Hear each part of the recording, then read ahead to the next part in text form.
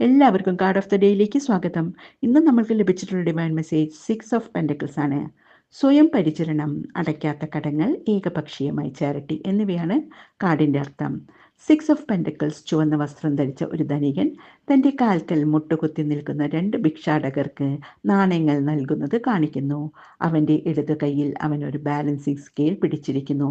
അത് നീതിയും സമത്വവും പ്രതിനിധീകരിക്കുന്നു. ഈ കാർഡ് സാമ്പത്തിക സുരക്ഷിതത്തിൻ്റെയും ഔദാര്യത്തിൻ്റെയും അവസ്ഥയെ പ്രതിഫലിപ്പിക്കുന്നു.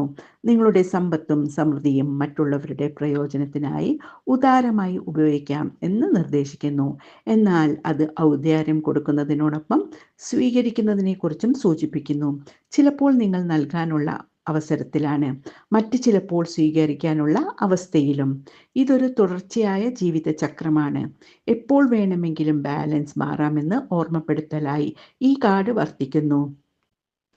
നിങ്ങൾക്ക് ചുറ്റും സമ്പത്ത് ഉണ്ടെങ്കിലും നിങ്ങൾക്ക് മറ്റുള്ളവരുടെ സഹായവും പിന്തുണയും ആവശ്യമുള്ള സമയമുണ്ട്. അതിനാൽ നിങ്ങളുടെ കൊടുക്കലുകൾ ഉദാരമായിരിക്കുക, കാരണം നിങ്ങൾക്ക് ഭാവിയിൽ പിന്തുണ ആവശ്യമായി വന്നേക്കാം.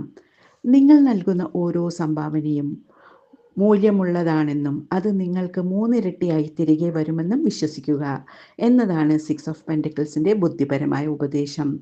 നിങ്ങൾക്ക് ആവശ്യമുള്ളപ്പോഴൊക്കെ സഹായങ്ങൾ നിങ്ങളിലേക്ക് എത്തട്ടെ എന്നാശംസിച്ചുകൊണ്ട് നല്ലൊരു ദിവസം നേരുന്നു.